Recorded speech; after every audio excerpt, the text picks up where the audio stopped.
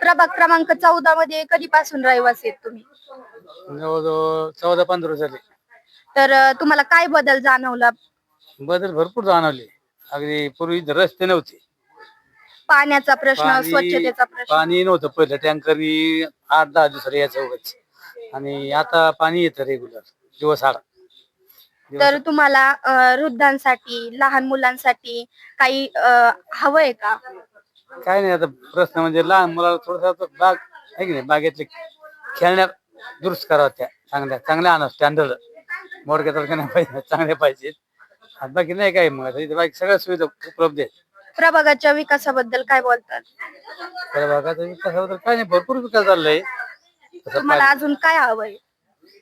आम्हाला आता इथं काय सर्व भेटले जवळ, हवं काहीच नाही.